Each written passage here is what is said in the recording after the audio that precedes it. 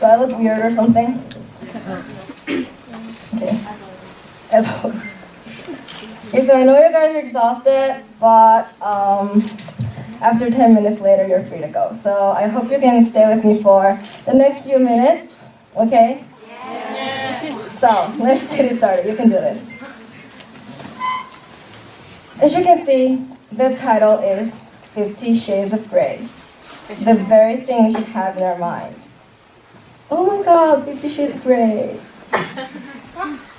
I can see some people have been thinking of a movie, but I'm sorry, I'm not going to talk about the movie, and I'm not actually allowed to see that movie.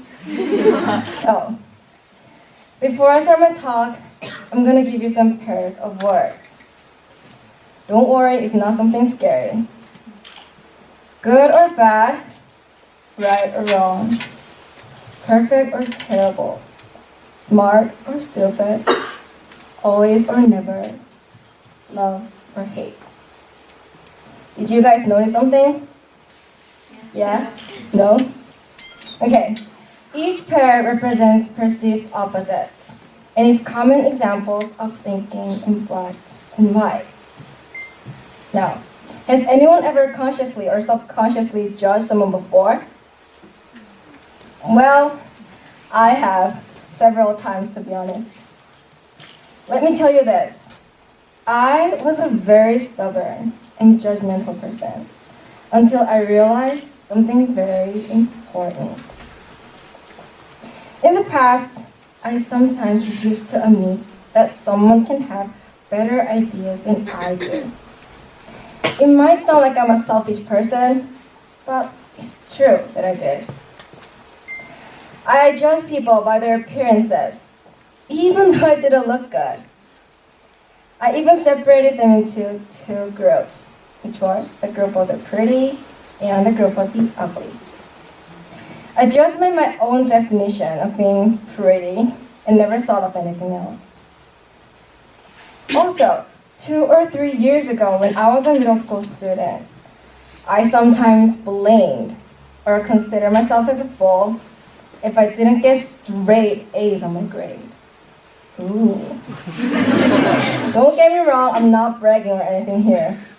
But eventually, these bad habits and thoughts brought nothing but futility or emptiness.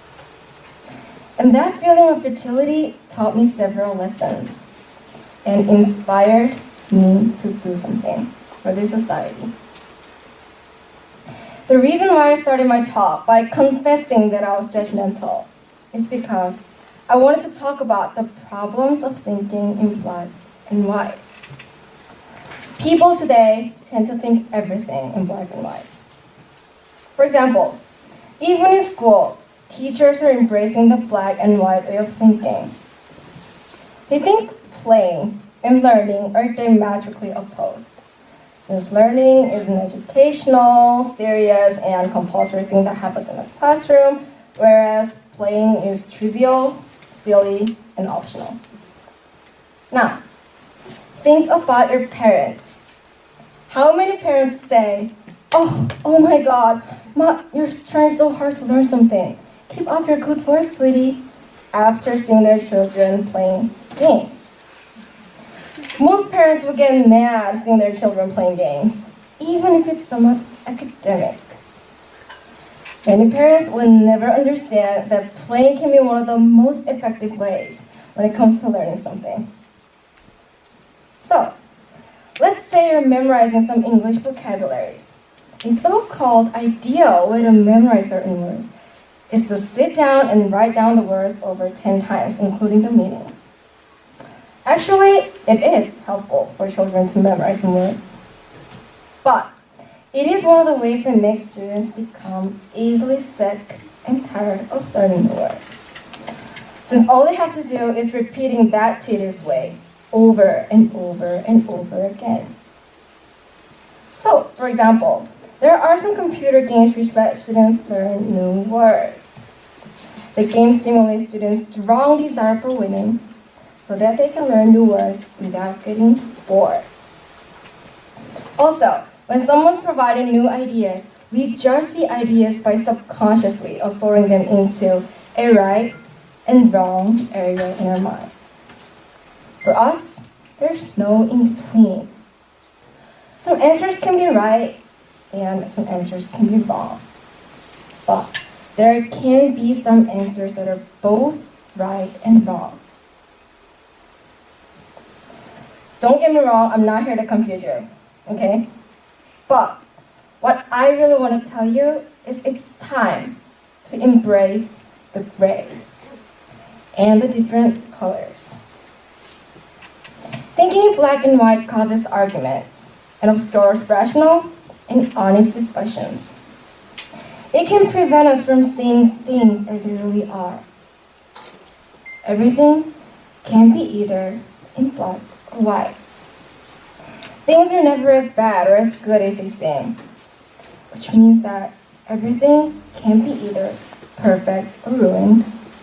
People aren't either smart or stupid, strong or weak, good or bad. We have a unique mixture of weak spots and strengths, and positive and negative traits. Perhaps you already know that we shouldn't divide things and put them into only two determined baskets.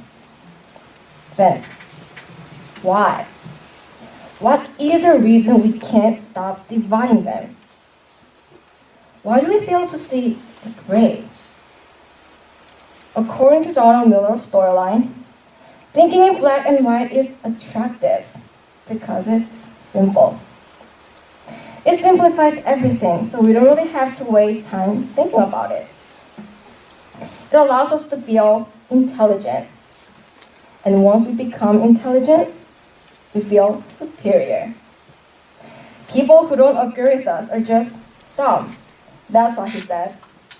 But it is a common defense mechanism used by many people. Since people in this society live a hectic and chaotic life, only minding their own business, they tend to be more selfish and cause many conflicts. For example, people often ruin their relationship with their friends because of this black and white way of thinking. However, if they expand their gray areas and start to understand each other's values, the society will be peaceful. Same thing applies to our mindset. Understanding this will make you happier, believe it or not. That's because you'll no longer be a slave to the musts and the shoulds. Accepting the maybes and what ifs as part of life will be easier. So, try to catch yourself using this type of black and white thinking for the next few days. Jot down the situation where you're using exaggerated word. Then, take a step back, check your word choice, and improve your story with a black or gray colored or colorful word. Remember, the more we expand our gray areas, more than 50 shades, maybe 51, the more serenity we'll experience in life. Thank you.